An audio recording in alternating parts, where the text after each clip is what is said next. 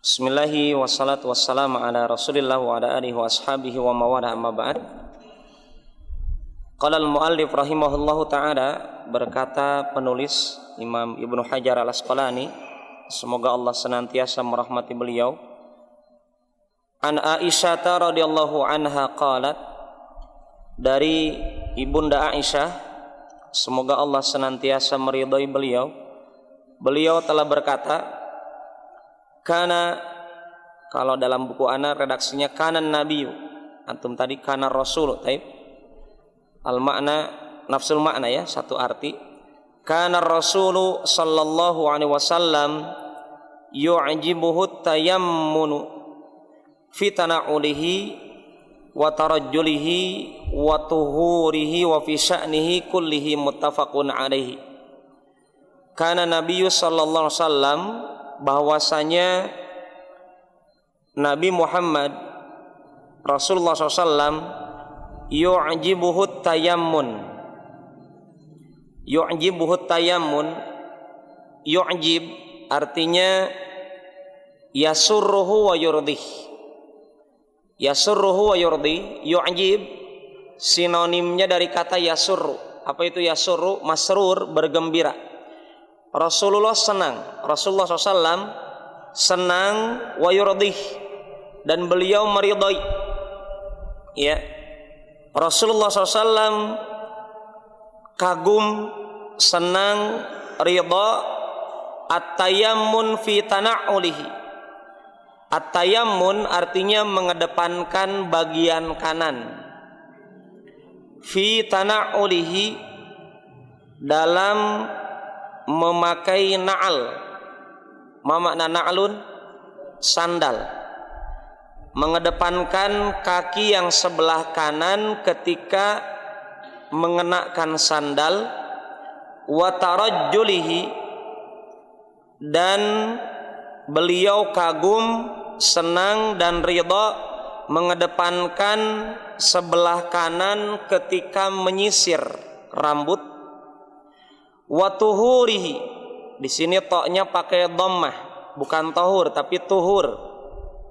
Wa tuhurihi, dan beliau juga senang, takjub, kagum dan ridha mengedepankan bagian kanan ketika bersuci. Wa fi sya'nihi kullihi, dan beliau kagum, senang, ridha mengedepankan sebelah kanan dalam segala urusannya. Muttafaqun alaih. Hadis ini hadis diriwayatkan oleh Imam Bukhari dan Muslim. Fa ikhwani wal akhwat, kemudian kalau kita lihat dari hadis sahabat Abu Hurairah radhiyallahu anhu ardah, beliau katakan, qala Rasulullah sallallahu alaihi wasallam, telah bersabda Rasulullah sallallahu alaihi wasallam, idza tawadda'tum, apabila kalian berwudu, fabada'u, maka awalilah, bima yaminikum, dengan anggota wudu bagian kanan dari tubuh kalian. Akhrajahul arba'ah, diriwayatkan oleh ashabus sunan yang 4, al-arba'ah 4. Wasahahu Ibnu Khuzaimah, hadis ini disahihkan oleh Imam Ibnu Khuzaimah. Dari hadis ibunda Aisyah radhiyallahu anha wa ardaha, dan diriwayatkan oleh Imam Bukhari dan Muslim, bisa kita dapatkan dari hadis ini adanya dalil disyariatkannya mengedepankan sebelah kanan ketika mengenakan sandal dan yang semisalnya. Ya, apa itu yang semisalnya? Jawrob, kaos kaki, atau al-hida, sepatu. Sandal, sepatu, kaos kaki, maka disyariatkan untuk mengedepankan bagian kanan. Demikian juga ketika mengenakan pakaian. Demikian juga ketika mengenakan celana. Ini disunahkan untuk mengedepankan bagian kanan. Ya. Bahkan Imam Al-Khattabi rahimahullahu taala beliau katakan, dengan hadis ini kita dapatkan adanya apa? Pensyariatan untuk mengedepankan yang kanan ketika mengenakan. Tetapi ketika melepas maka kedepankan yang kiri. Ini yang diungkapkan Imam Al-Khattabi, beliau katakan idza kana ma'luman anna labsal hidai siyanatan lirrijli wa wiqayatan laha. Apabila telah kita ketahui bahwasanya mengenakan sepatu itu berfungsi untuk apa, Pak? Mengenakan sepatu berfungsi untuk menjaga dan merawat kaki kita. Faqad u'lim anna tabdiyata bihi lil yumna ziyadatan fi karamatiha. Maka telah diketahui juga bahwasanya ketika kita mengenakan sepatu itu yang berfungsi untuk menjaga dan merawat kaki kita ini, ya, kita juga tahu bahwasanya ketika mengedepankan bagian kanan ketika mengenakan sandal, sepatu atau kaos kaki, ini juga berfungsi untuk apa? Menambah kehormatan sepatu. Bisa dipahami, Pak? Menghormati sepatu antum, memuliakan sepatu. Ya. Wa kadzalika tabqiyatu laha ba'da khala'il yusra. Demikian juga mesti akhirkan melepas sepatu yang kanan sebelum sepatu yang kiri dilepas. Dari hadits ini para ulama menyimpulkan demikian. Salah satunya adalah Imam Al-Khattabi.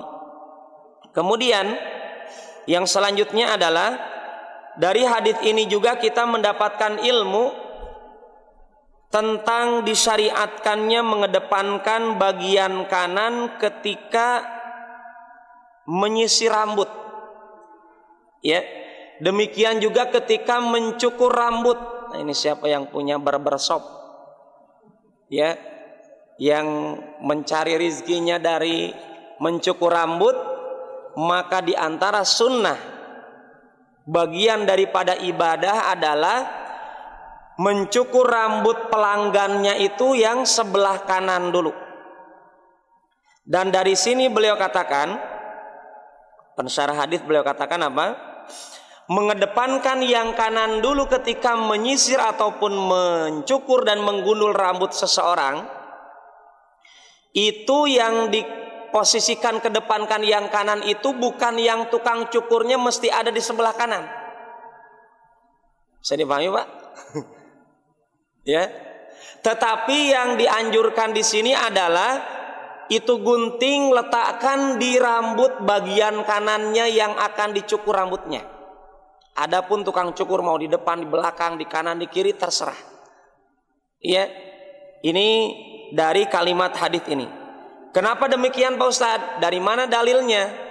Dalilnya adalah jazakumullah khairan. Bismillah. Dalilnya adalah ketika Rasulullah SAW sedang haji. Dan kita tahu Rasulullah hajinya cuma satu kali, haji wada. Rasulullah SAW beliau ketika haji memanggil dan disaksikan oleh pembantunya Rasulullah SAW, Anas bin Malik, memanggil tukang cukurnya ketika tahallul setelah melempar jumrah. Beliau memanggil siapa? Tukang cukurnya. Mengatakan apa? Khudh. Maksudnya ambil. Maksudnya ambil rambut saya.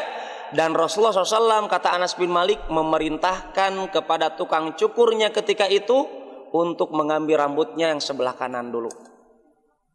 Jadi kepada para tukang cukur walaupun belum haji, minimal ya melaksanakan dulu sunnahnya mengedepankan rambut yang dicukur bagian kanan. Ini yang disaksikan oleh sahabat Anas bin Malik ketika Rasulullah SAW sedang melaksanakan tahallul.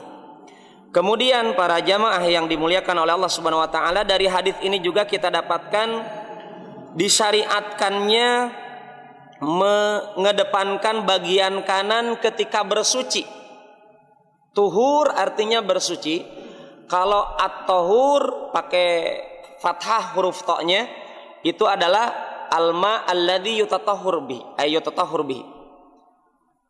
Kalau ta-nya berharokat fathah itu maknanya kata beliau adalah air yang digunakan untuk bersuci. Adapun di sini yang dimaksud adalah mengedepankan bagian kanan ketika bersuci. Apa yang dimaksud bersuci di sini, ikhwan? Ketika berwudu dan ketika mandi junub. Ya. Ketika berwudu dan ketika mandi junub, dan kita dapatkan juga ketika memandikan mandi jenazah. Kita dapatkan juga sunnahnya Rasulullah SAW adalah mengedepankan bagian kanan. Fa ikhwani wal akhwat yang dimuliakan oleh Allah Subhanahu wa taala, Imam Ibnul Mundhir beliau katakan, wa qad thabatatil akhbar an Rasulillah sallallahu alaihi wasallam annahu bada'a faghasala yadahu al-yumna thumma al-yusra fi wudu'ihi wa kadha yaf'alul mutawaddi idza aradat tiba'as sunnah. Ya, telah ditetapkan, artinya telah pasti ilmunya berdasarkan berita ilmunya dari perbuatan Rasulullah sallallahu alaihi wasallam. Beliau mengedepankan sebelah kanan sebelum kiri dalam mandi wajib, dalam berwudu. Maka kata Imam Ibnu Mundhir, salah seorang ulama, pesan kepada kita tulabul ilm apa?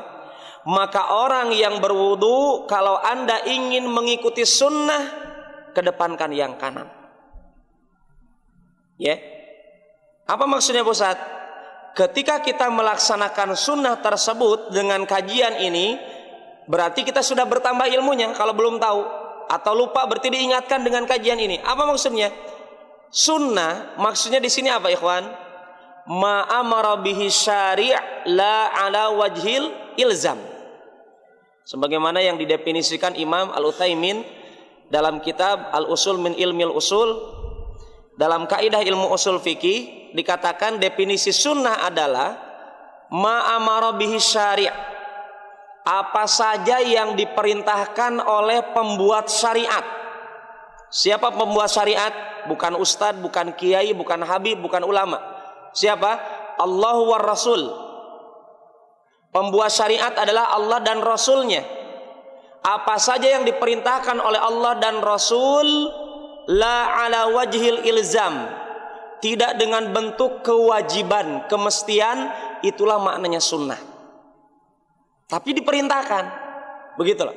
Jadi ketika kita mengedepankan bagian kanan ketika mengenakan sandal ketika keluar masjid, sepatu, kaos kaki, berangkat kerja, yang mesti kita ingat jangan hanya sekedar kebiasaan dengan kajian ini.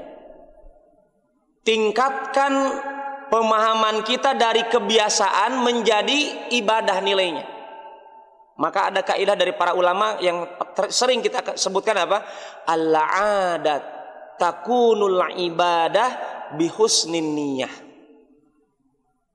Kebiasaan akan naik derajatnya menjadi ibadah gara-gara niat kita baik.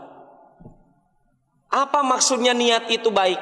Niat yang baik itu bukan hanya pakai perasaan, tetapi niat yang baik ini adalah didasari dengan ilmu dari Al-Quran dan hadis dengan pemahaman para sahabat. Itu maksudnya niat yang baik. Maka Fudail bin Iyad mengatakan apa?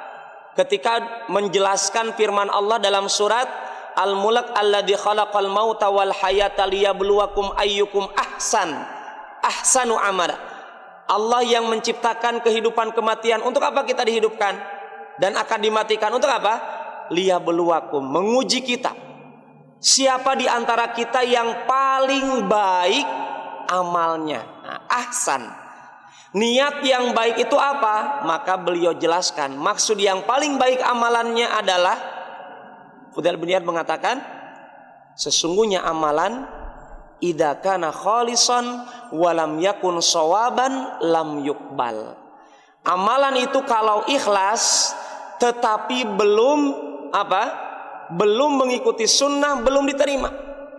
Karena ada orang ikhlas seumur hidupnya tapi tidak pernah sesuai sunnah, maka belum diterima. Demikian juga sebaliknya, amalan kita juga tidak akan pernah diterima hanya bermodalkan mengikuti sunnah Nabi tidak ikhlas, riya, ya, sum'ah, ada nilai-nilai kemusyrikan kecil. Ini adalah walaupun kita sesuai tuntunan Nabi Muhammad tetapi tidak sesuai sunnah, maka tidak akan diterima oleh Allah. Beliau katakan hatta yakuna khalisan wa shawaban. Sampai amalan kita itu kita senantiasa jaga, amalan hati, amalan lahir juga kita jaga. Apa itu? Amalan hati adalah keikhlasannya, amalan lahirnya adalah sunnahnya Rasulullah SAW. Maka ketika kita sampai pada kalimat kebiasaan menggunakan sepatu, kaos kaki, dan sandal sekalipun, ketika kita menggunakannya atas dasar ilmu, kita niatkan mencari kebaikan di hadapan Allah, maksudnya adalah melaksanakan hal tersebut. Ketika menggunakan sepatu, kaos kaki dan sandal itu kita genakan, tatkala itu kita ingat, oh Rasulullah mengedepankan yang kanan, berarti saya juga seperti itu. Dan itu maksudnya kita jaga ikhlas dan mengikuti sunnah, baru itu bernilai pahala di hadapan Allah subhanallah.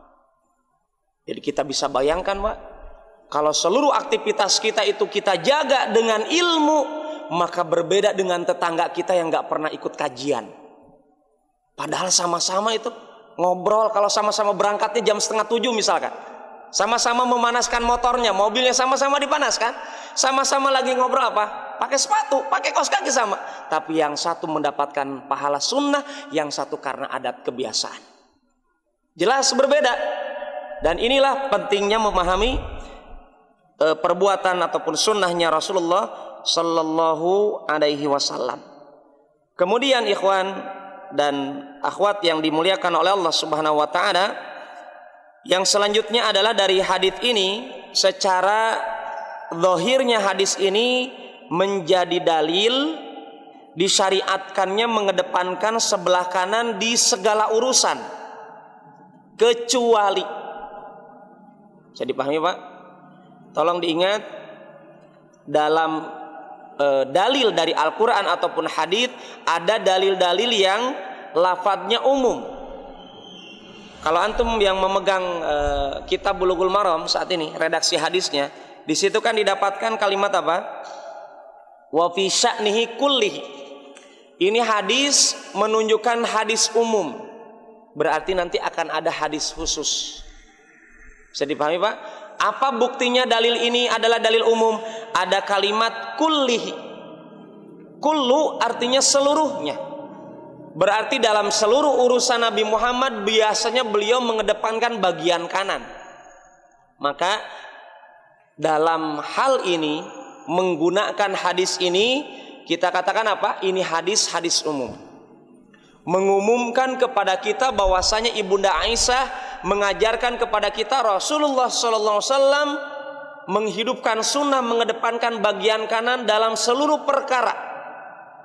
Tetapi tatkala ini hadis umum, akan ada hadis khusus yang menjelaskan tentang Rasulullah SAW mengedepankan yang kiri di lokasi-lokasi tertentu. Maka mesti diingat, artinya tidak seluruhnya mesti kedepankan kaki kanan. Contoh, masuk masjid mengedepankan kaki kanan, masuk rumah mengedepankan kaki kanan. Tetapi para ulama menyebutkan apa?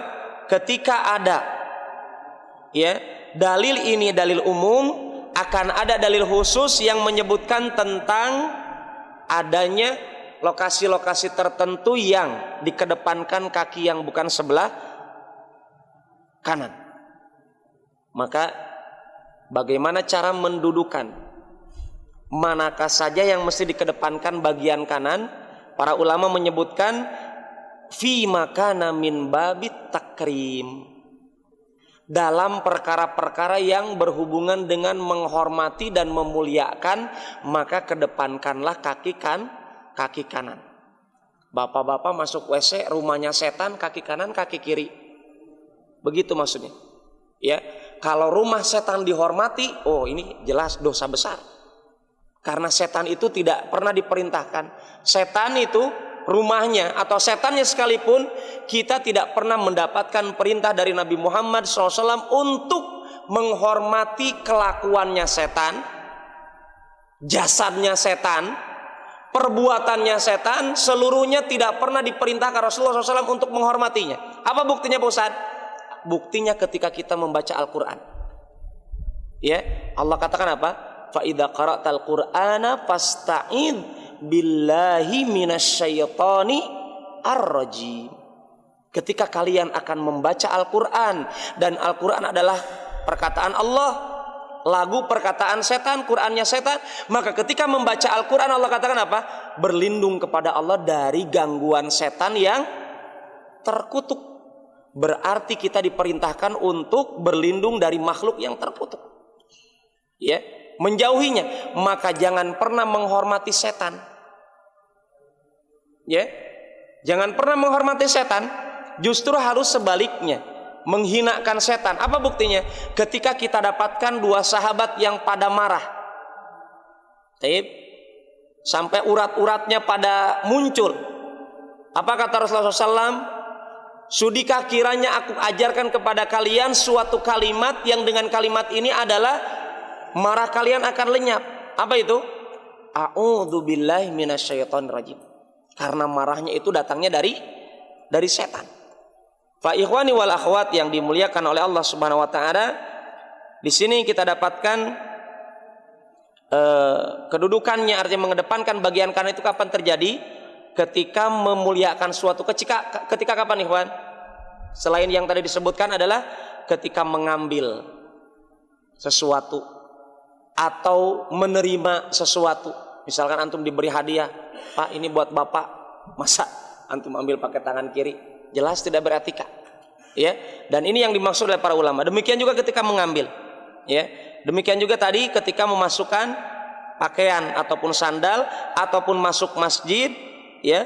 Makan dan minum, jelas ini adalah ataupun bersalaman, bercela, ya, bersiwak, ya, mencukur rambut sebagaimana tadi disebutkan dan yang selainnya. Adapun berlawanan dengan hal ini seperti masuk WC, keluar dari masjid, melepaskan pakaian ataupun sandal, ini maka mesti dengan mengedepankan yang kiri terlebih dahulu. Dan ini bukan pelajaran anak-anak TK. Karena sering terbersit di dalam pikiran sebagian umat Islam, itu pelajaran anak saya Pak Ustadz waktu di TK, harus yang kanan. Tidak, ini sunnah, ya. Ini adalah sunnah bernilai ibadah. Kemudian sebagaimana dikuatkan oleh ungkapan ibunda Hafsah. Siapa Hafsah? Putrinya Umar bin Khattab, ibu kita, ibu orang beriman, Hafsah binti Umar yang dinikahi oleh Rasulullah SAW. Beliau katakan, kana nabiyyu sallallahu alaihi wasallam yaj'alu yaminahu li ta'amihi wa syarabihi wa thiyabihi. Bahwasanya Rasulullah SAW menjadikan yang kanan itu untuk makanannya, minumannya, pakaiannya. Wa yaj'alu shimalahu lima siwa dzalik, dan menjadikan tangan kirinya atau bagian kirinya untuk yang selain itu. Hadis Abu Dawud dan disahihkan oleh Imam Al-Albani. Taib. Kemudian yang selanjutnya dalam hadis Abu Hurairah yang tadi kita sebutkan, ini menegaskan apa yang disebutkan oleh Ibunda Aisyah radhiyallahu anhu ardhaha. Hadis ini diriwayatkan oleh Ashabus Sunan. Siapa Ashabus Sunan, Pak? Abu Daud, Ibnu Majah, An-Nasai dengan At-Tirmidzi. Imam An-Nawawi mengomentari hadis ini, beliau katakan ini hadis hasan, isnaduhu jayyid. Jadi hadis ini adalah derajatnya hasan dan sanadnya adalah bagus, bisa dijadikan hujjah. Imam Ibnu Huzaimah mengatakan hadis ini adalah hadis sahih. Ya, dalam hadis ini Rasulullah disebutkan oleh Abu Hurairah, Rasulullah SAW bersabda, apabila kalian berwudu, ya, kalian berwudu, maka kedepankanlah bagian-bagian kanan kalian. Ya. Dari hadis ini kita dapatkan adanya kemiripan dengan hadis yang disebutkan oleh Ibunda Aisyah radhiyallahu anha, tetapi hadis ini adalah sunnah qauliyah. Kalau hadis Ibunda Aisyah sunnah fi'liyah. Apa itu bedanya? Hadis Abu Hurairah adalah sunnah qauliyah, sunnah yang bentuknya ucapan, ungkapan Rasulullah SAW. Adapun hadis Ibunda Aisyah adalah sunnah fi'liyah. Hadisnya adalah sunnah yang bentuknya perbuatan yang disaksikan atau dikabarkan Rasulullah kepada Ibunda Aisyah dalam perbuatan Rasulullah SAW. Maka kita dapatkan para ulama mengedepankan hadis Ibunda Aisyah daripada hadis Abu Hurairah, karena perbuatan itu lebih kuat daripada hanya sekedar perkataan. Ya, perbuatan itu lebih kuat dalilnya daripada hanya sekedar perkataan. Demikian lagi dikuatkan lagi dari derajat hadis. Ibunda Aisyah riwayatnya hadis Bukhari Muslim dan muttafaq alaih, dan hadis Abu Hurairah ini adalah hadis dari ashabus sunan. Wa ikhwani wal akhwat yang dimuliakan oleh Allah Subhanahu wa taala, berkaitan dengan hukum mengedepankan bagian kanan itu hukumnya apa? Syekh Ibn Baz rahimahullah ta'ala beliau katakan wajib. Ya, Syekh Ibn Baz mengatakan wajib ketika kita mengedepankan yang kanan-kanan dalam perbuatan-perbuatan kita yang disebutkan dalilnya ini adalah wajib dikedepankan yang kanan. Berarti berdosa besar kalau tidak yang kanan. Ini Ibn Baz mengatakan demikian. Dari mana beliau berdalil seperti itu? Mengatakan wajib bukan sunnah. Karena Rasulullah mengatakan fabda'u bimayaminikum. Pakai fi'il amr, pakai kata kerja perintah. Awalilah oleh kalian ketika berwudu dengan sebelah kiri, dengan sebelah anggota kanan dari anggota wudu. Rasulullah dengan bentuk perintah. Maka dari sini kita dapatkan adanya dalil mesti mengedepankan yang kanan dulu. Ya, adanya dalil wajib dari hadis ini. Kemudian bagaimana pendapat jumhur para ulama berkaitan dengan hal ini? Apakah jumhur para ulama mengatakan wajib atau sunnah? Jumhur para ulama mengatakan mengedepankan yang kanan itu adalah sunnah bukan wajib. Ya, mengedepankan yang kanan itu adalah sunnah bukan wajib. Sebagaimana apa dalilnya jumhur? Dalilnya jumhur adalah pertama ijma, kesepakatan para ulama yang mengatakan bahwasanya mengedepankan yang kanan itu adalah sunnah. Ya. Kedua adalah dalil dari Al-Quran tentang ayat berwudu. Allah mengatakan fagsilu wujuhakum wa aydiyakum ilal marafiq. Basuhlah atau cucilah wujuhakum, wajah kalian, dan tangan kalian sampai siku. Allah menyebutkannya bagaimana ikhwan? Menyebutkannya perintah mencuci atau membasuh tangan dan kaki, tapi tidak menyebutkan kedepankan yang kanan. Taib. Dari dalil ini jumhur mengatakan Allah tidak merinci mesti yang kanan dulu atau mesti yang kiri dulu. Maka dalil dari hadis tadi tentang mengedepankan yang kanan itu perintahnya digiring dengan ayat ini, bukan wajib tetapi derajatnya menjadi turun menjadi sunnah. Ya. Demikian. Kemudian ungkapan Ibunda Aisyah tadi, kana nabiyyu sallallahu alaihi wasallam yu'jibuhu tayammun fi tana'ulihi wa tarajjulihi wa tuhurihi wa fi sya'nihi kullihi. Ibunda Aisyah kita tahu beliau adalah seorang ibunya orang beriman yang paling faqih, paling paham dengan ajaran Islam. Wanita ranking 1 dalam pemahaman din Islam adalah Ibunda Aisyah. Alal itlaq, para ulama mengakui, ya, wanita nomor 1 tentang ajaran Islam yang paling cerdas adalah Ibunda Aisyah. Buktinya para sahabat bertanya kepada Ibunda Aisyah, belajar. Yang laki-laki yang perempuan seluruhnya pada bertanya kepada Ibunda Aisyah. Ini menunjukkan apa? keunggulan kecerdasan Ibunda Aisyah radhiyallahu anha wa ardhaha. Ketika Ibunda Aisyah menyebutkan hadis tadi, beliau tidak mengatakan apa? Tentang wajibnya mengedepankan yang kanan. Tetapi beliau mengatakan apa, ikhwan?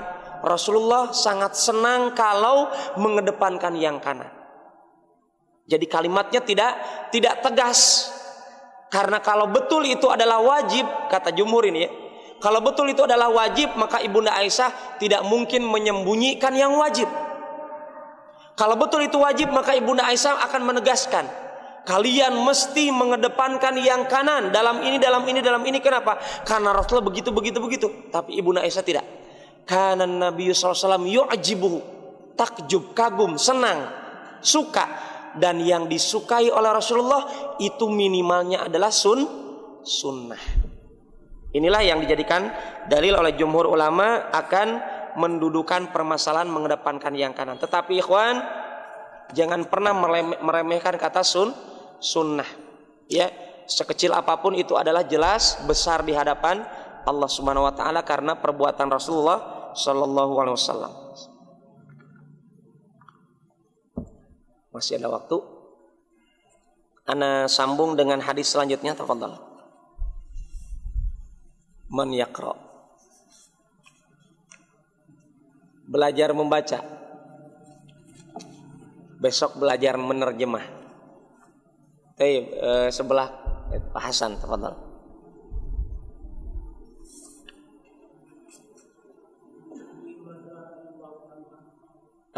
Sudah, Pak. Itu hadis sudah. Hadis setelahnya. Hadis tentang dari Al-Mughirah ibn Syu'bah. Nah. Wa 'anil Mughirati. Nah. Mughirati bani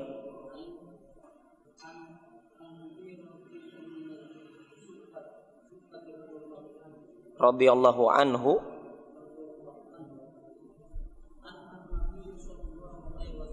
Nah,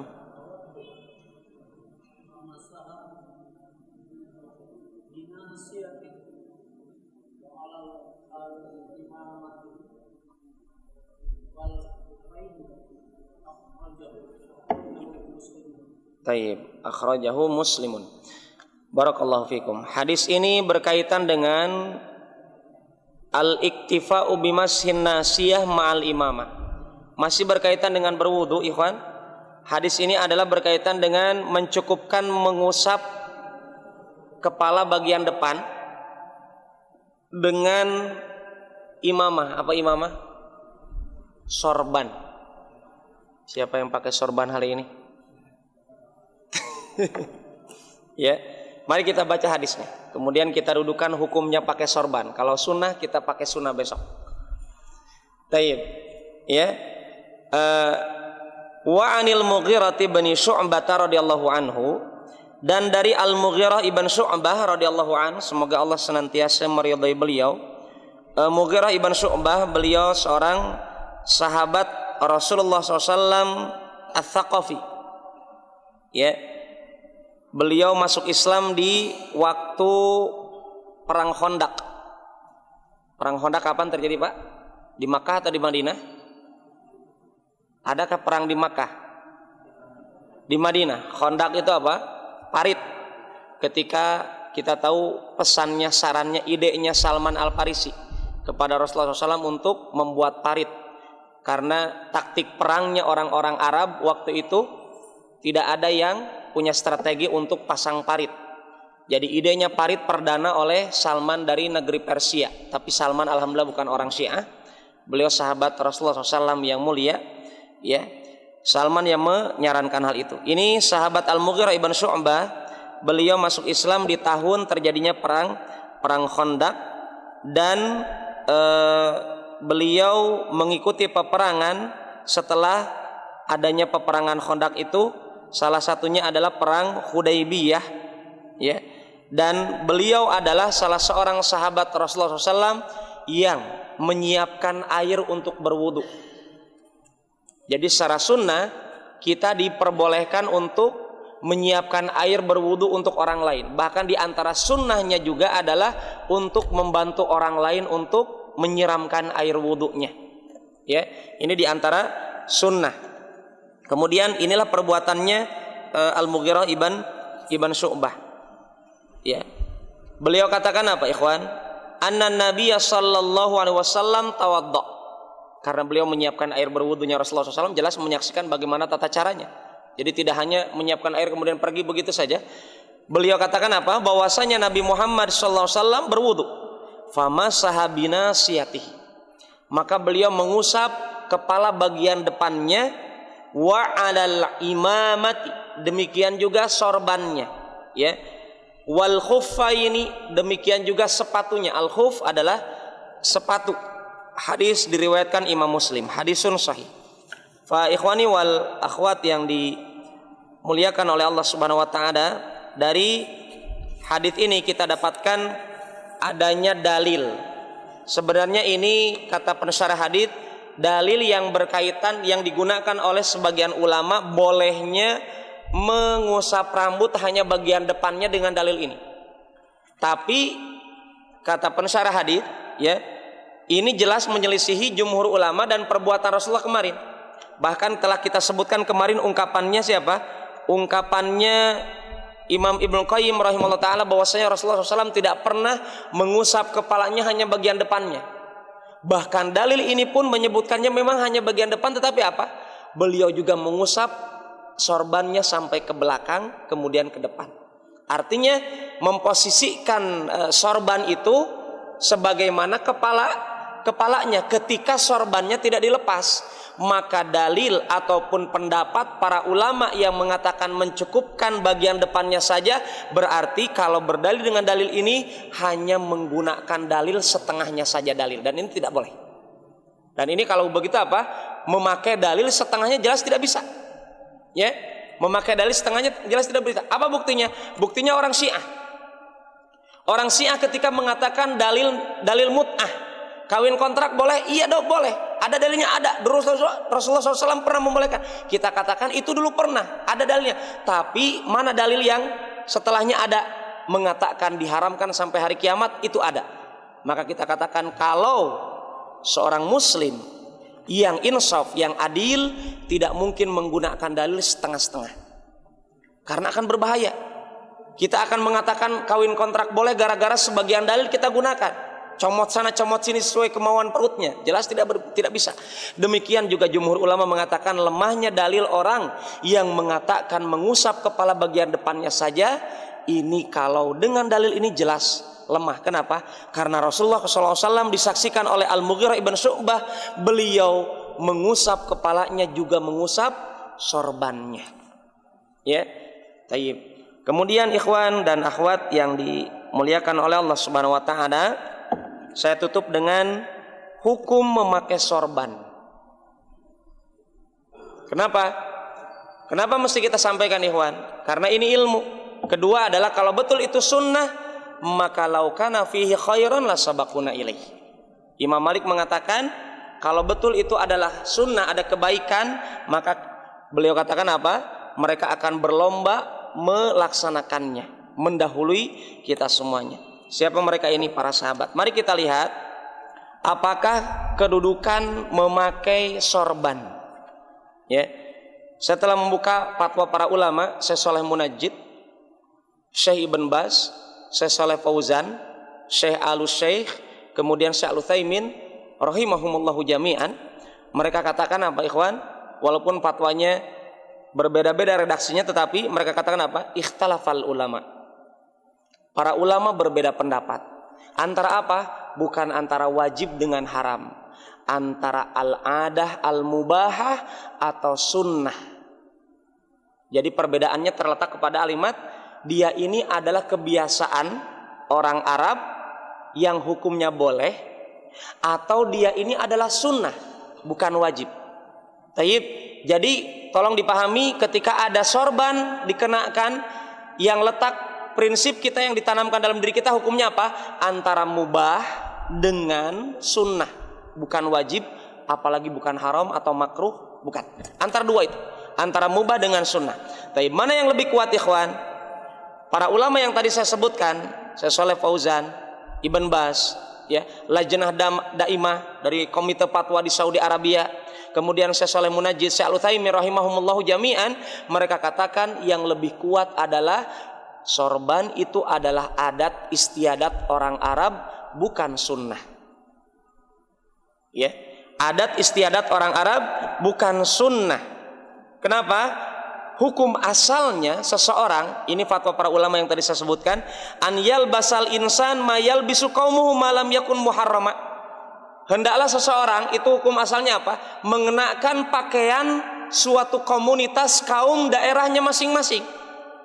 Kalau bapak-bapak berpakaian pakaian tolaki di Kendari, adatnya Anda di sini, selama pakaiannya tidak mengandung kain sutra, maka silakan Anda pakai. Ceramah Jumat boleh? Boleh. Karena pakaian itu adalah adat selama tidak mengandung unsur yang diharamkan. Ya. Kemudian Syekh Al-Utsaimin mengatakan, kalau di antara kita, ini Syekh Al-Utsaimin yang saya dapatkan fatwanya, lau annal insan labisa khilaf ma ya'tadun nas ay ahla baladihi lakana dzalika syuhrah. Seandainya manusia mengenakan pakaian menyelisih adat istiadat suatu daerahnya, dia tinggal di situ, maka ini termasuk pakaian syuhrah yang diharamkan oleh Rasulullah SAW. Bisa dibayangin? Bisa dipahami Pak? Jadi kalau bapak-bapak mau mengenakan sesuatu, maka kembalikan kepada adatnya dalam masalah pakaian. Demikian juga celana. Coba antum buka fatwa Ibn Baz. Celana jangan jadi alasan antum tidak ikut kajian ustadz yang ceramahnya pakai celana. Celananya bukan kain sutra. Ya. Selama celananya tidak membentuk postur tubuhnya, ya, maka Ibn Baz mengatakan celana asirwal, bantolun itu adalah min adat, dari kebiasaan suatu daerah. Maka jangan dipaksakan antum mesti pakai gamis, polisi pakai gamis karena sunnah, kemudian presiden seluruhnya pakai gamis, Abu Jahal, Abu Lahab juga pakai. Kalau seperti itu, ya, maka Ibn Al-Utsaimin mengatakan kalau betul sorban itu adalah sunnah, maka mesti kita katakan juga sarung adalah sunnah.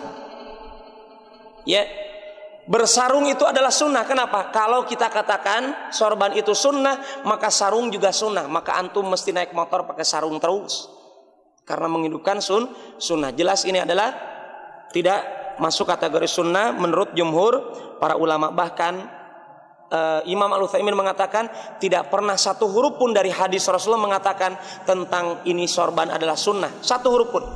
Bahkan Syekh Utsaimin mengatakan sorban bukan sunnah muakkadah atau ghair muakkadah. Mau dikatakan sunnah muakkadah atau bukan, itu bukan sunnah. Maka kembalikan kepada pakaian kebiasaan suatu daerah. Baik ikhwan, maka ketika antum pergi ke Saudi, maka antum dapatkan, ya, ketika mereka berpakaian gamis, maka silakan antum pakai gamis. Kalau di Kendari antum memakai gamis, silakan. Kalaupun, tapi hati-hati. Ketika antum berpakaian gamis kemudian merasa lain sendiri, itu yang dimaksud Rasulullah SAW, dilarang untuk berpakaian syuhrah. Ya, dilarang untuk berpakaian syuhrah. Demikian, semoga bisa dipahami pembahasan kita pada malam hari ini. Aku qouli hadza. Subhanakallahumma rabbana wa bihamdik asyhadu an la ilaha illa anta astaghfiruka wa atubu ilaik. Walhamdulillahirabbil alamin. Assalamualaikum warahmatullahi wabarakatuh.